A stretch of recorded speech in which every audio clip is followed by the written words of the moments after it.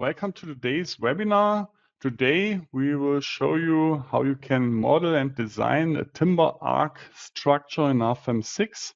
My name is Andreas Hörold. I'm responsible for marketing and public relations in the company Dlubal Software. For instance, technical content of the website, the German and English webinars, customer projects, newsletters, and so on. I will be the moderator today and I will answer your questions together with Gerhard Rehm. The presenter will be Benaral Chabani. He works also in the marketing team, is also responsible for technical marketing. He prepared the webinar together with me and the timber design experts, Gerhard Rehm and Bastian Kuhn. Gerhard, is responsible for the development of the timber design add-on, and he works also in the customer support team. Okay, I show you how you can ask questions, at least for the attendees who participate the first time. I switched off my webcam that you can see the full screen. If you have a question, just press the button with the question mark, then enter your question in that field, press send, and we will receive your question and we will answer you. The other way is to watch the entire webinar and then email questions to info@dlubal.com. Okay, that's for the moment all from my side. I hand over to Benaral. Benaral, it's your turn. Thank you, Andreas, for the introduction. I would also like to welcome you all to our webinar today. I would like to start with the agenda for today. At first, we will start by modeling the round arch hall in our program RFEM 6. As second, we will continue with the load input and the combinations. And at the end of it, we will see the design of the timber components according to Eurocode 5. To proceed with our project, I would like to go to our program RFEM 6. Here I need to create a new model.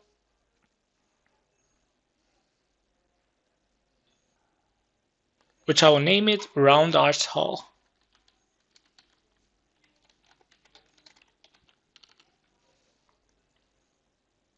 The add-ons that we will need today are the timber design and also the structure stability.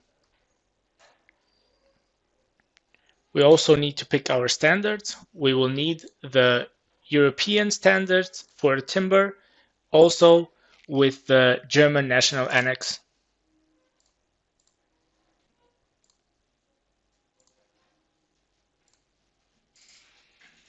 We can continue by tipping OK. There is a possibility that for the latest projects that we've done in RFEM 6, you probably would have here the materials or also the sections that you used before. To delete them, you can just go to the basic objects and say delete all basic objects. In this way, everything is deleted and we can continue with the model of our hall. First, I will need to draw here an arc. To do that, I will pick here an arc via 3 nodes. Our hall needs to have a height from 5 meters and also a 20 meters wingspan. We have modeled our arc. Now we need to have a member from it.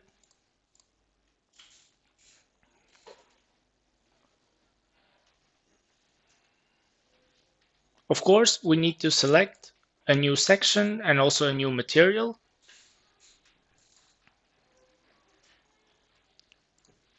We will search here for the region in our library for European Union and a material type of timber.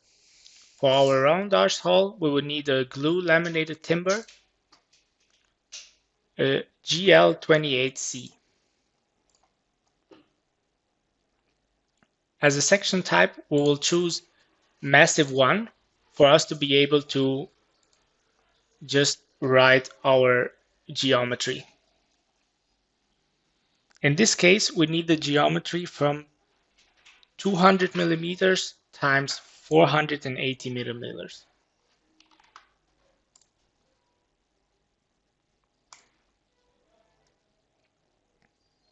Say apply and OK.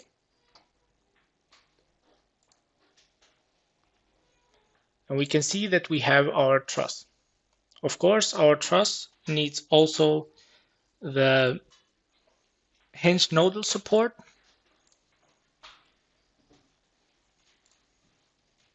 We just need to select the nodes and we will have our nodal support modeled. We can also see that they are a bit too small for the model to look also better, and also for us to be able to see it in a better way. We can just make them a bit bigger. That would also look a bit better, and also like we would have a better eyesight to the program. As next, we want to divide our truss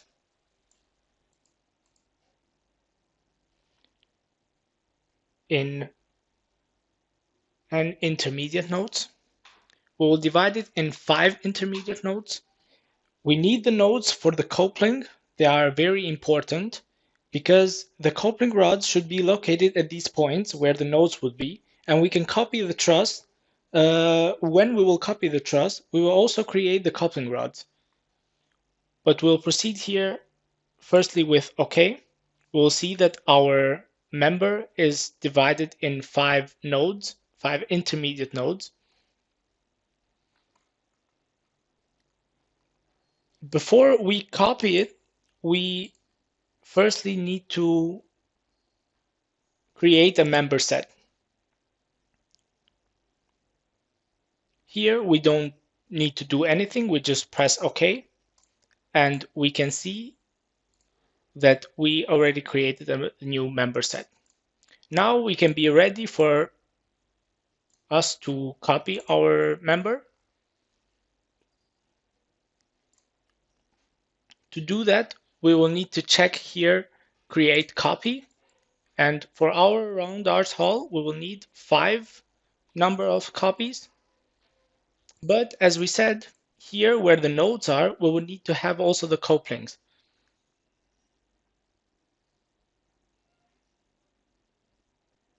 Instead of modeling each one of them, we can just proceed here at the menu numbering and options and check here step links. And then we say here link nodes with line and also nodes with the member. Of course, here we need to also find another type of section.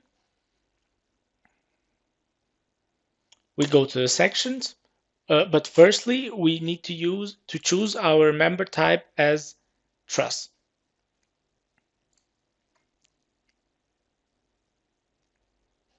We can add a new section here and say for the truss I need a geometry of 120 millimeters times 120 millimeters.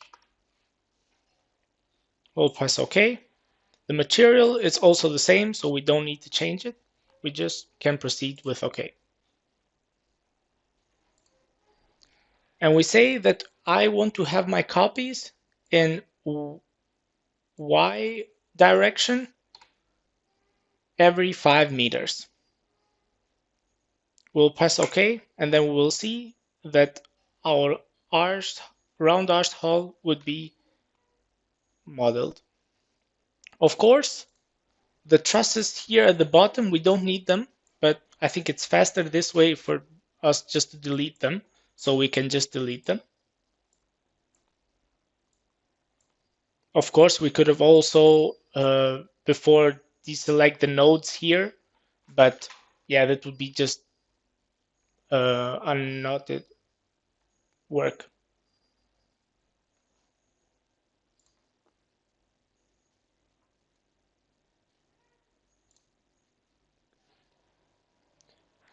We can see that our hull is partially modeled. The next thing to do is to model here the beams that will serve as gable support. To do that, I will need to find another section, but this time not anymore as a truss, but as a normal beam.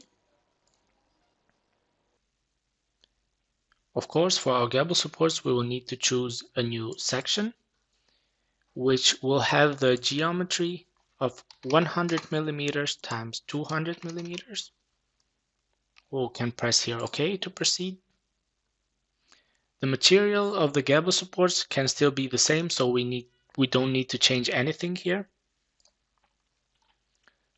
I will first start to model them as shorter beams, and then later I will extend them until the next member.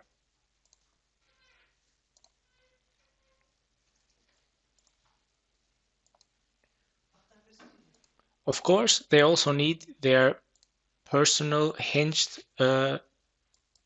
nodal support. We can select the nodes and proceed with OK.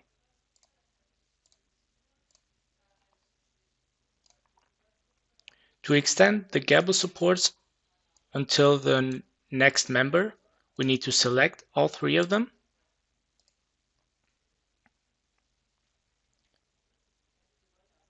We can find here extend or trim member until through the next member or line. We can just proceed here with OK, and we can see that our gable supports are extended to the next member.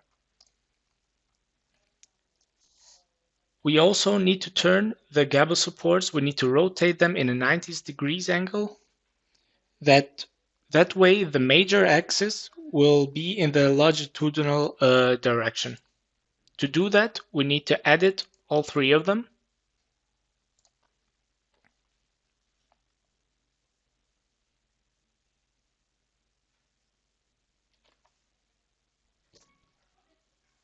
We will go to the sections menu, and here we can see a part that says member rotation. Here we can just type rotation angle of 90 degrees and then press OK. We can see that our gable supports are rotated in a 90 degrees angle. At the top, the gable support should be connected with hinges that also can be moved vertically. Later, the gable supports can be removed for example, when the hull needs to be extended. To do that, we should edit all three of them. And we need to check here the menu hinges. The hinges would be needed at the member end, so we will choose a new one. Therefore, we need a moment hinge around the longitudinal axis, which essentially doesn't impose any vertical loads. We will proceed here with OK.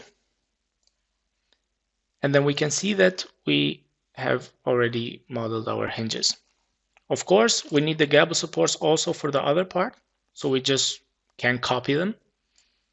We will select everything that we need to copy and go to the menu, Move or Copy. We'll select here the menu of Create, Copy, and we will need just one copy. Here, you need to also be careful because for the trusses, we also needed the couplings, and probably there is a possibility that this option is still on, so we just need to turn it off. In our case, it isn't like that. We can choose our displacement vector just by choosing 2 points on our model.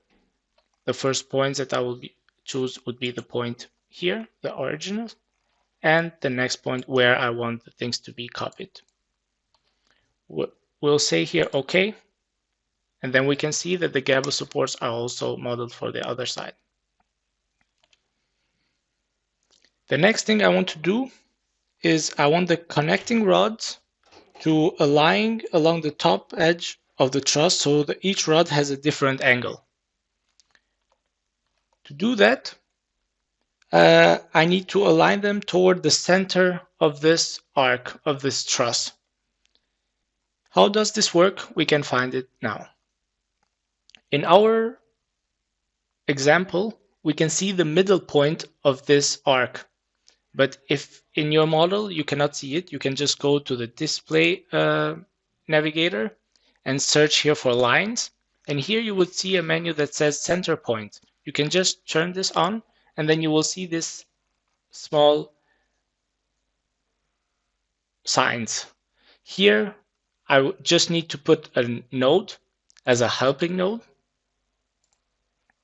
And then I also need to select all the rods. You can do it in a lot of ways, just by selecting here or going to the views by visibilities. We can activate them and then we can search for members by section. We know that our rods have a section of 100 millimeters times 120 millimeters times 120 millimeters. So we can just see them. We can select everything and then deactivate the visibilities. Now we can edit all of them. And at the menu member rotation, as a rotation type, I don't need an angle anymore, but I need a help node. I think we know that which node are we going to select. And in the plane X until Z. We'll say here OK. And then we will see that our rods have now an angle, a different angle from one another. They are also the same way as I wanted them to have. Now the thing that I need to do is the bracing. For that, I will create another section. As a member type, I will use tensions. Here, I also need to find another section and also another material. Firstly, I will choose the next material. I will need a material for steel. Here we go firstly to the library, and as material type, I will search for steel. I can also type here S235.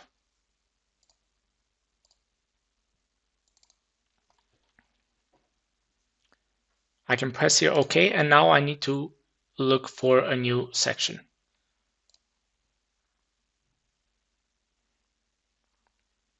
For our bracing, I would need a round.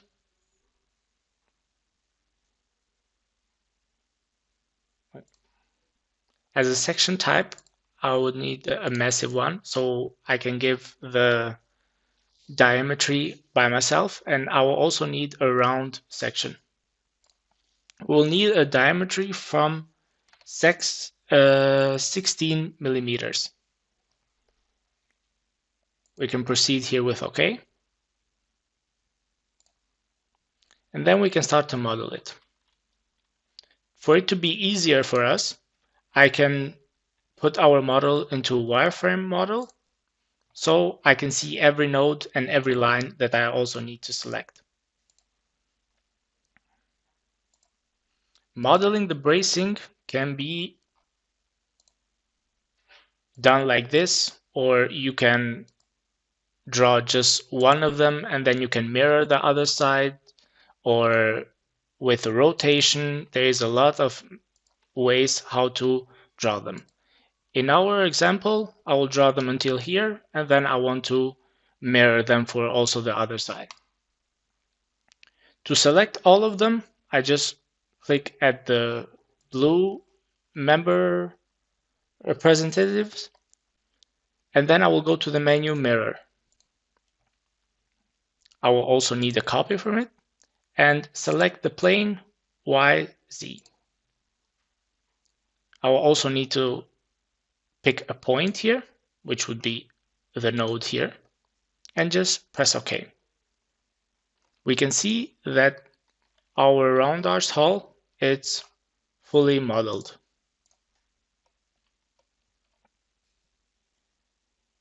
Now we come to the second part of our webinar, which is also the last input. To proceed with that, I will firstly need to model at the gable supports 2 load transfer areas, which will help with the load transfer. They are probably the biggest advantage that we have today in RFEM and that we also use in our model. Because of the roof construction, there are triangular and trapezoidal loads that apply to the gable supports. Without the load transfer area, we would have to apply the triangular and other types of loads individually. That would be a waste of time, and it would also be a lot harder than just putting it with the load transfer. First of all, I will need to draw here a line which would help me and serve as the borders of the load transfer area. Second, I can just go to the menu here and select boundary. As a stiffness type, I will need a load transfer, and as if you can see, I cannot say that I want a thickness or a material because it's a surface that it's in the reality not there. It's just there in our program to help us with the load transfer. We will continue with OK, and then we will select our boundaries.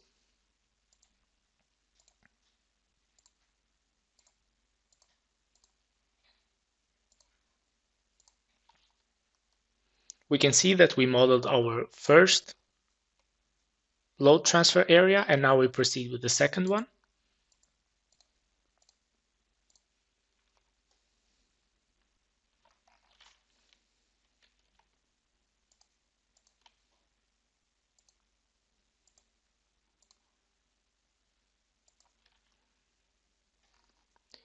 Now we also have the second one. Our hull tenses in x-axis. That's why we also need to go to the load transfer and select the category as a load transfer direction just in x stripes. That means that the surface is cut along the local axis into many surface stripes. The local axis, we can see if you just put the mouse near the load transfer, and then you can see the the axis. The same thing we also need to do for the next load transfer area, and then we can proceed with OK. As the first load,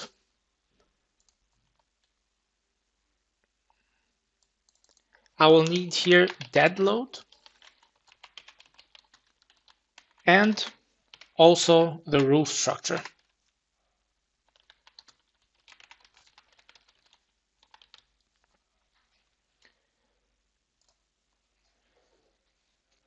I figured that here from truss to truss there would be trapezoidal profiles like sandwiches with insulation on top and a foil roof.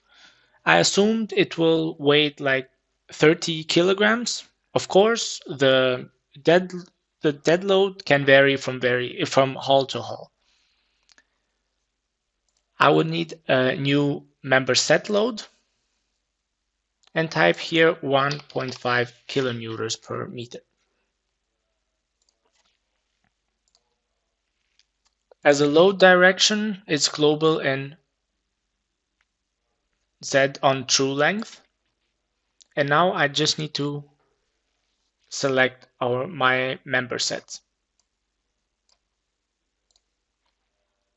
We will press OK, and then we can see our load being generated. Of course, at the gable supports, it will be the half of the load. So we go and select a new member set load and put just the half of it.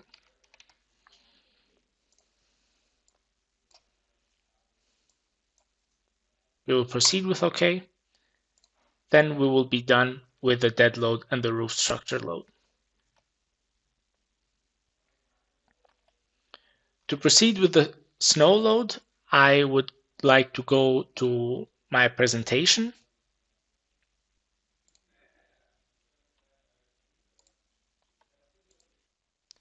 The snow load will proceed according to DIN 1999-1-3, section 5.3.5 for the barrel roofs. These standards specify two variants that must be considered: the unblown snow and the drifted snow load. We must represent these two variants using two load cases. Firstly, the snow load as a distributed load, and also the drifted snow load as a double triangular load. I think that the values, you can understand what they mean. I cannot show the standards here because of copyright, but we have here the form coefficient, the characteristic snow load, and also the influence width, that for the unblown snow equals 3.4 kilonewton per meter as a member set load. For the drifted snow, of course, we have different form coefficients. Here we have a 2.0, which will equal as an 8.5 kilonewtons per meter, and also as a second part, the half of it. To proceed with the snow load, I will also go again to the program and select here new load case.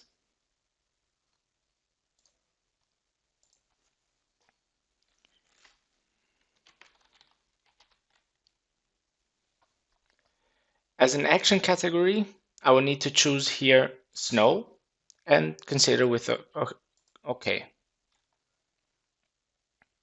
Of course, I will need a new member set load. And then type here 3.4 kilonewtons per meter. Now, as a load direction, according to standards, I need to choose a load direction global in Z on projected length. And now we just need to select our members. We can proceed here with OK, apply and next, and then we can see that our load for the main trusses is modeled. And then say here that at the gable supports, I have just the half of it.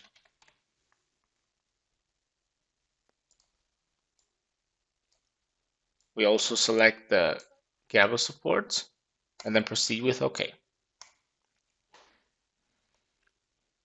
This way we are done with the unblown snow load. Now we can proceed with a new snow case, which is the drifted load.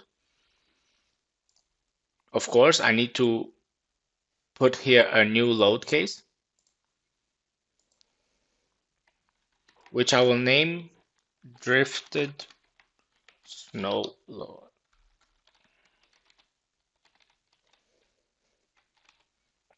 As an action category, it can stay this way. I don't need to change it. I just need to proceed with OK. And then select here once again, new member set load. We said that here we have a double triangular load. So to be able to put this type of load into our program, we need to choose as a load distribution varying. And then we can just type our parameters by ourselves. Then we start here at 0 meters, which we also have a force of 0 kilonewton. 5 meters, which will be the first value of our load.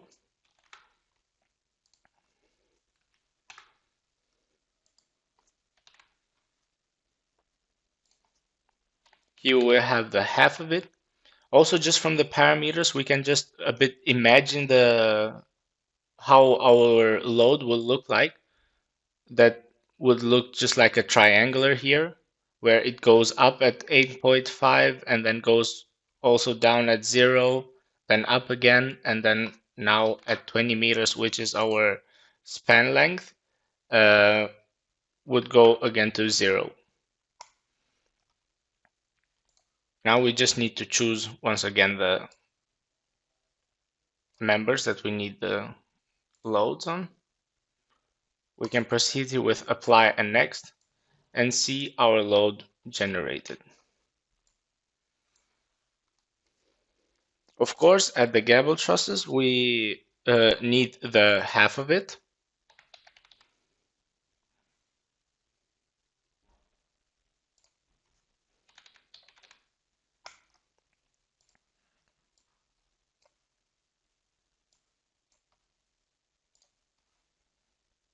We can proceed here with OK, and yet we are done with the drifted snow load.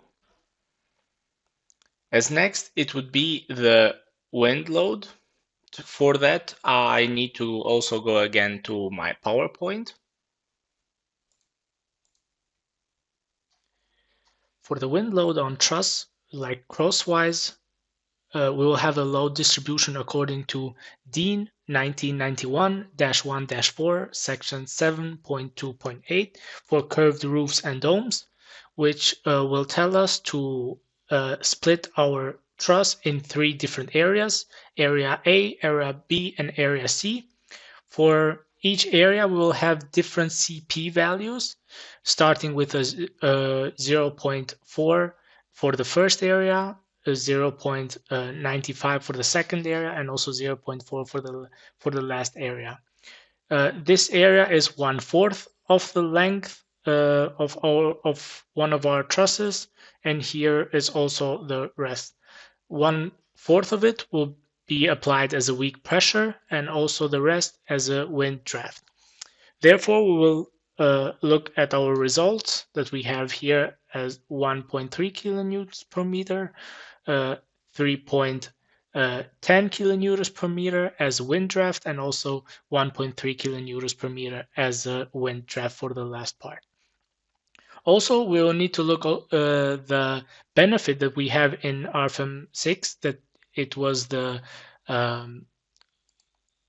area that we had on our gable support, where we will calculate our load distribution according to DIN 1991-1-4, section 7.2.2 for vertical walls of buildings with rectangular floor plan, which will give us a load magnitude of 0.52 kilonewtons per square meters. To continue with the input of this load, I firstly need to go in our program again, and I will select here a new load case, which I will name it wind in plus X direction. As an action category, I don't need snow category anymore, but I will choose wind here, and I will press OK. Just like we did for the drifted snow load, I will need to use now a new member set load. As a load distribution, I don't need uniform anymore, but I need varying. Of course, the first thing to do is to know how long is one of our trusses. To do that in RFEM 6, we have a lot of ways. We can first, or which is also the simplest way, to go here at the table to the member sets and look at the length of each member set, which is 23.2. Or we can select one of the member sets and then say that I want to edit this member set. And then here we will have the length, which will be 23.2. We can continue with the input of our load. As I said, we need a varying load. In local coordinate system for the load to be perpendicular to our trusses, we will start here at 0 with the value of 1.3 kilonewton, 5.8, also with a value of 1.3 kilonewton. Here we will have our wind draft.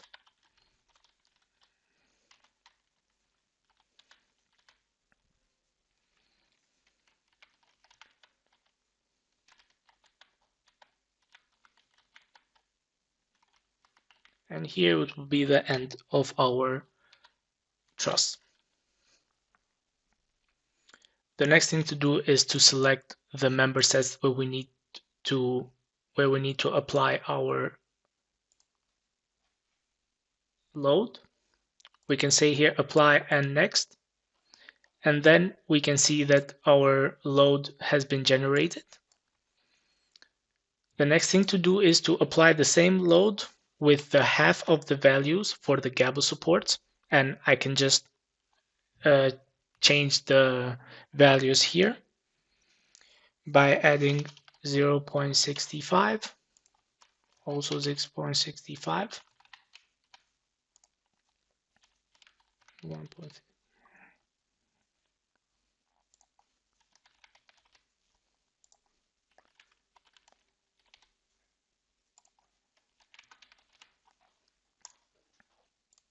As always, we need to select our member sets and then continue with OK. Here we have our load that has been generated. Now we continue with the load on our surface, which is a load distribution area.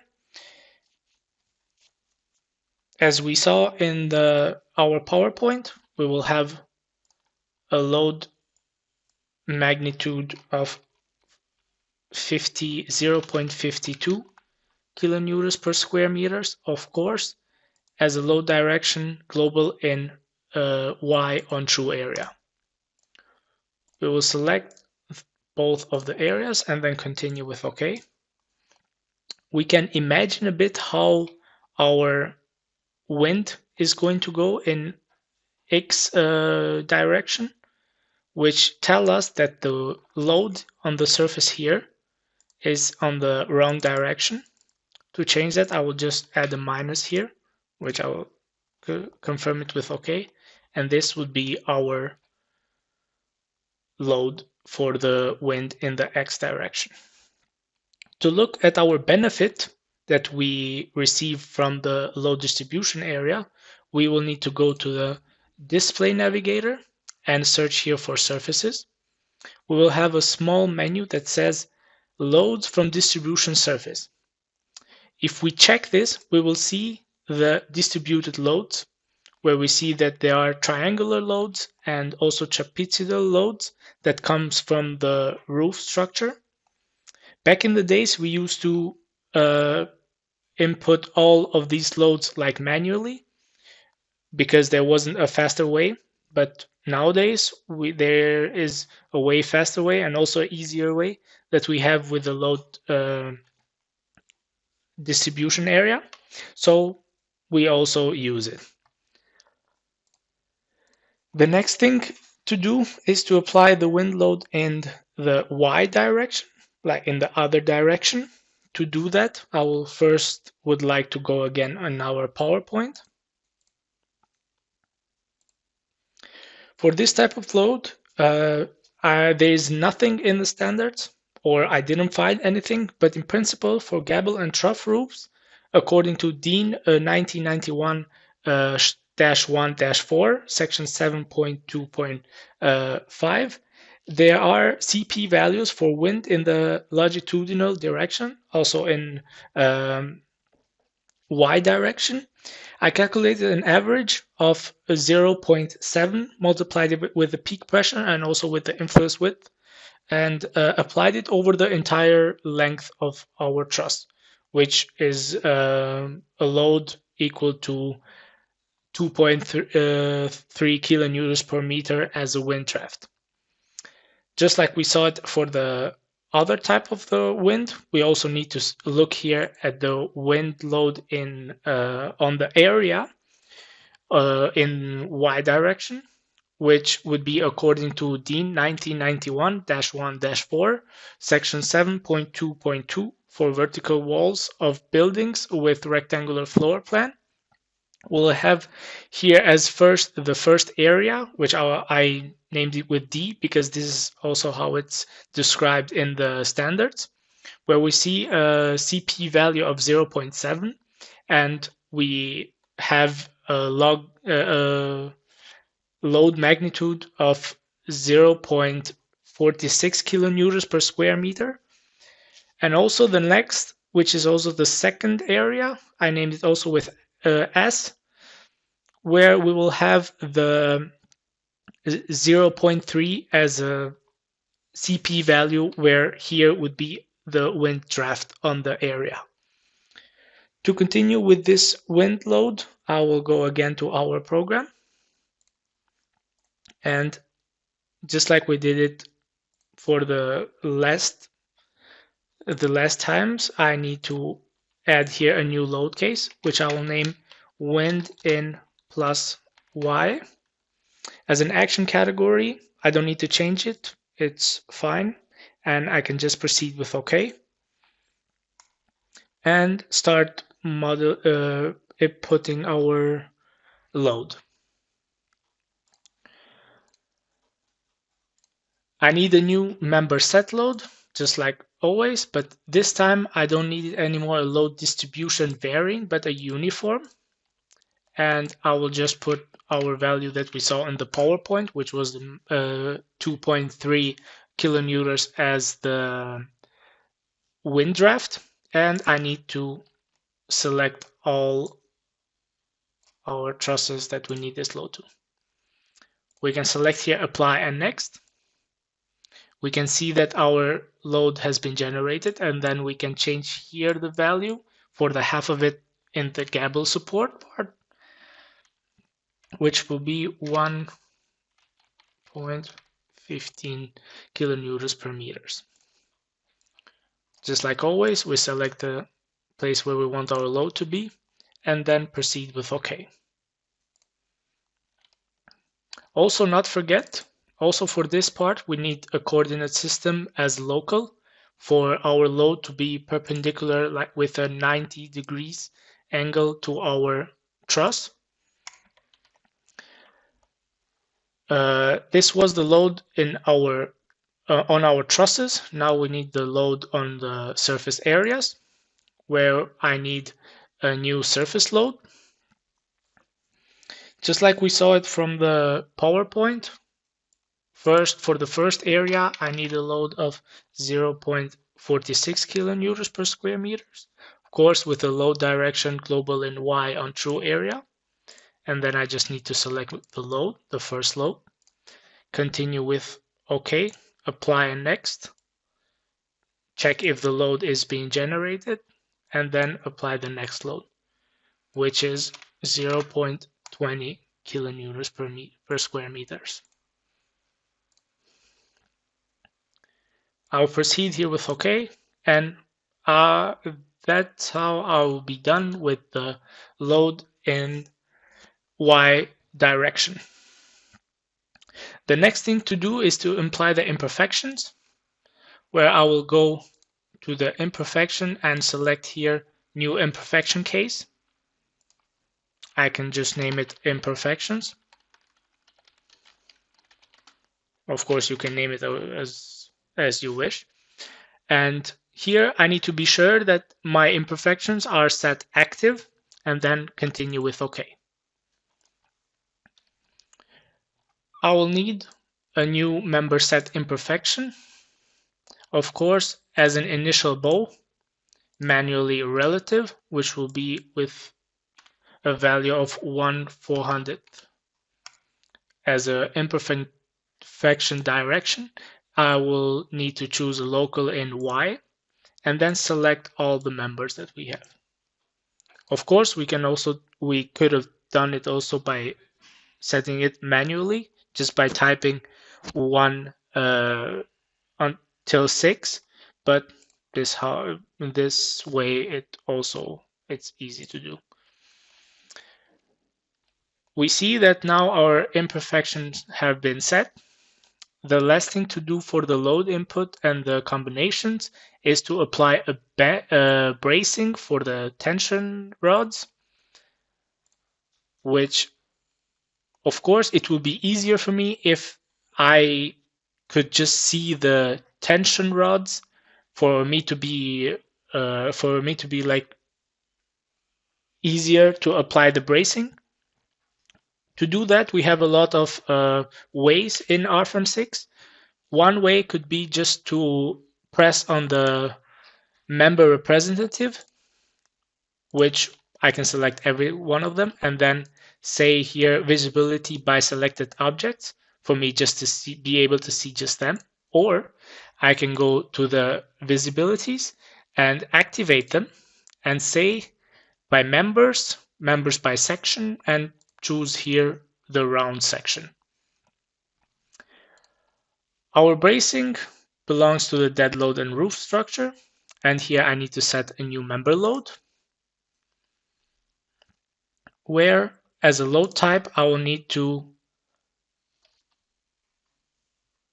add an initial pre-stress, which will be 0.5 kilonewtons, and assign it to all the members that I want it to be assigned to. Check if everyone is selected. It looks good, and then I can proceed with OK.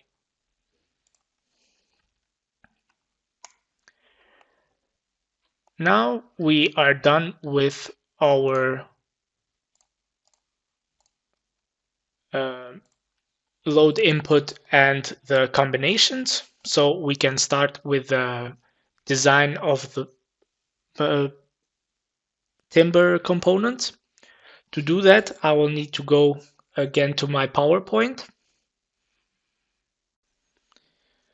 For the design of the timber components, we will also be looking at the stability control according to proof 6.3.2, which is the proof for the flexural buckling, and also as looking at the lateral torsional buckling, which will be the proof 6.3.3. To continue, I would just need to go again to our program and to see if also we did a mistake or something, I will calculate everything. So we can also see the deformation for every load case. And also, of course, if we made a mistake, our program will notice it and it will say that here something is wrong. Of course, because we are calculating everything, this will take a bit of more time than just calculating just one singular snow load.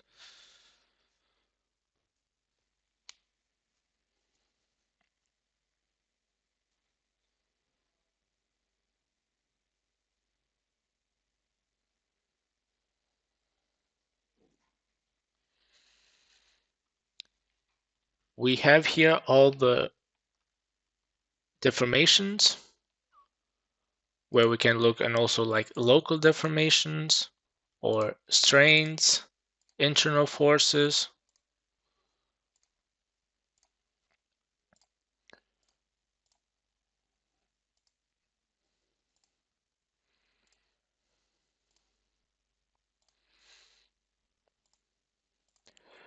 We see here that we have like too much information, so we need to shorten up some things.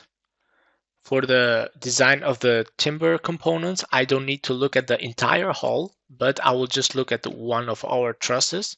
And then from this truss, I will look at the stability control. To start with it, I will just select this truss here, and I want to see just this truss for it to be more easier.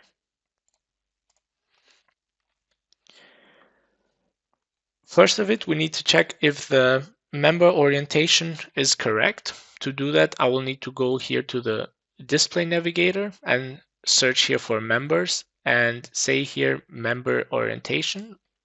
And we can see that our member orientation is the same way as I wanted to, like it's correct. I will take a look at our load cases, where here we have like a lot of load cases that we also will not need. Firstly, I will go to our design situation, and at our combination wizard,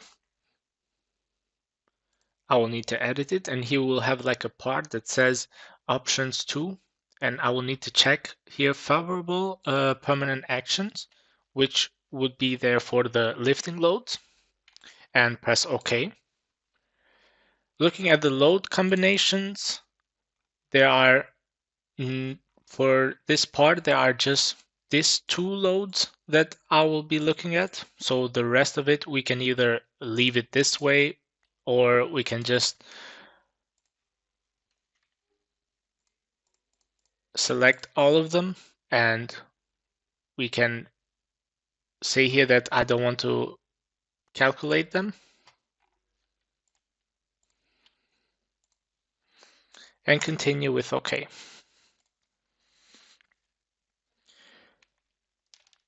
To start with the design of the timber component, we will need to edit our member set. And we will see here design properties. We will need to check and go to the design types. Here we have the effective length, where we will need to add a new effective length. And here is the menu where it gets interesting. We say to the program, I will make a stiffening disc on top of it, and then I just need to prove the buckling around the major axis. So the flexural buckling around the minor axis and the lateral torsional buckling, we don't need to look at them for now. If we go to the menu nodal supports and effective length, we will see that here we have an effective length factor, which according to the standards, we need to calculate it. Of course, I calculated it before we did the webinar, and for our round arch hull, we will have an effective length factor of 1.25. We can select here with OK, and then go to the summary. We'll go to the timber design.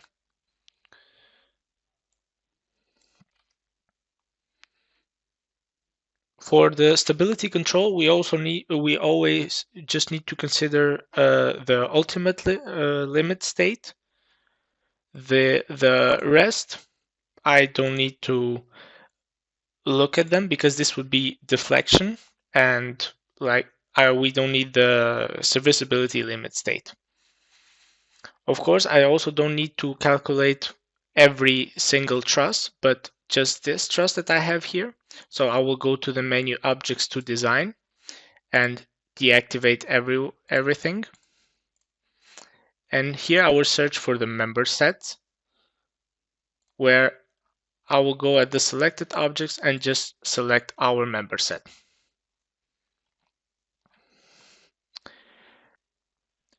Now I will proceed with the calculating of our member sets.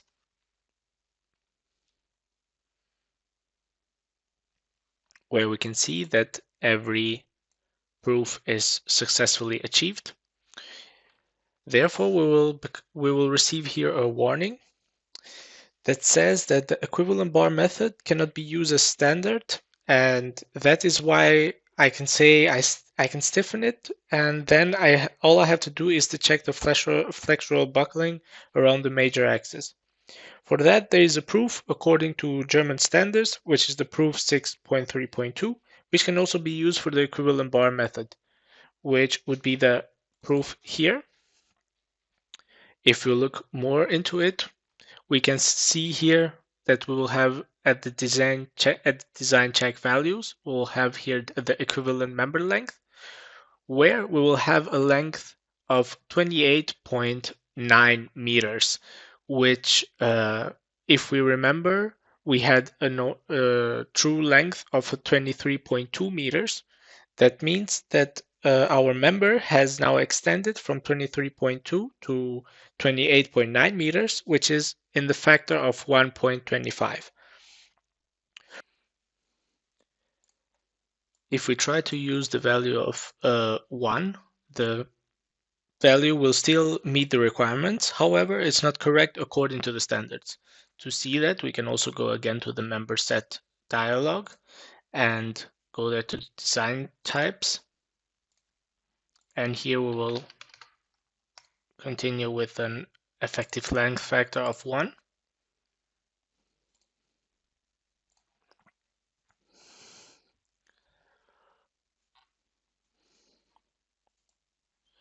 As I said, the proofs will always be like successfully achieved, but that is not correct according to the standards. Therefore, I'm using the equivalent bar method. That means I have to assume that it's braced and enter the 1.25 as an effective length factor.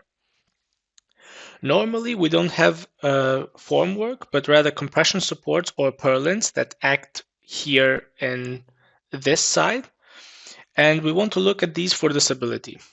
Therefore, we have with our RFEM 6, we have the option of using the eigenvalue method and thus examining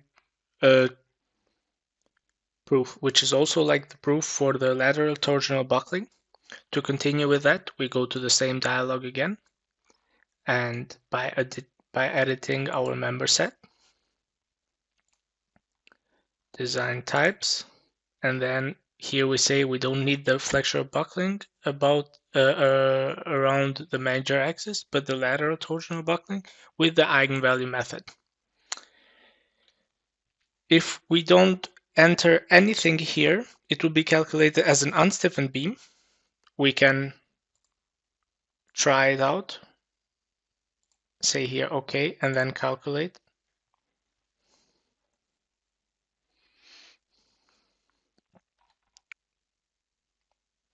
We can see here that every proof is successfully achieved, which we will have also the proof 6.3.3, which is the proof for lateral and torsional buckling. Of course, in the reality, we cannot build our hull this way, but we can show our bending picture. To bring our model more closer to the reality, we will need to go again to our member set dialog.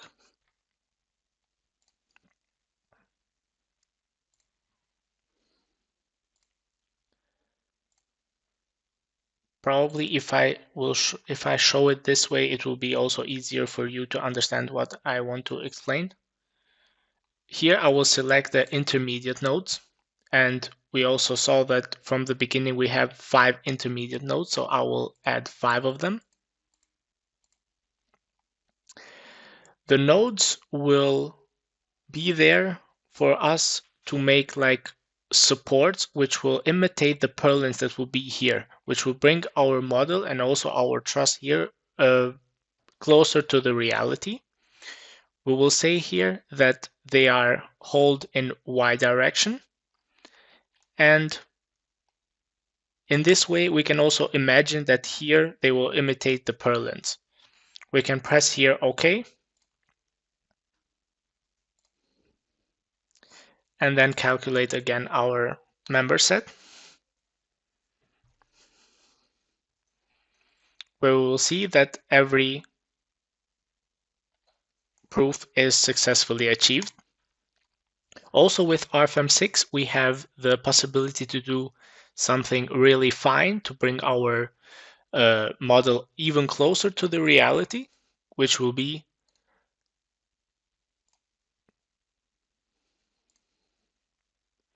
at the supports where they imitate our purlins.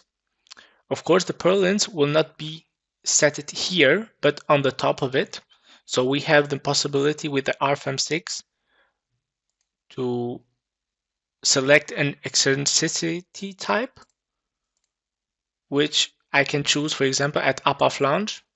At here, if we look at this support, we can say that this support, when I pick the eccentricity type as at upper flange, it will go up a bit, which it will imitate even better the purlins that will be here. For this, I can do the same thing for all the supports that imitate the purlins.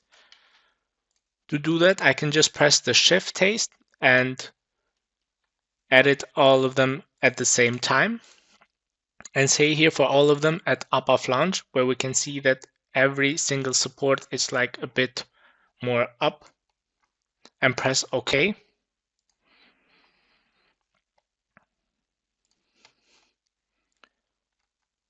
We can also calculate it again and show our proofs, which are, of course, are successfully achieved. And by this way, we have also our model. We brought our model closer to the reality. If we will look at the proof 6.3.3, we will see that here is the proof there we can, where alpha crit is determined, which will be the calculation here. That was all from my side. I hope it was not so long and you could understood everything. Andreas, now it's your time again. Thank you. Thank you, Benarald, for the presentation. I have an additional hint.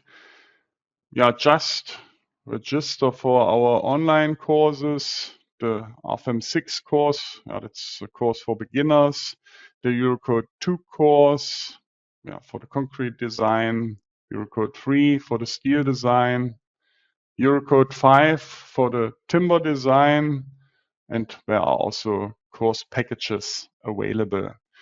More information and prices can you get when you scan the QR codes in the middle, or you can press the button with the links. You can download the slides and also the record. You can watch the recording and download the showed model of today from a website.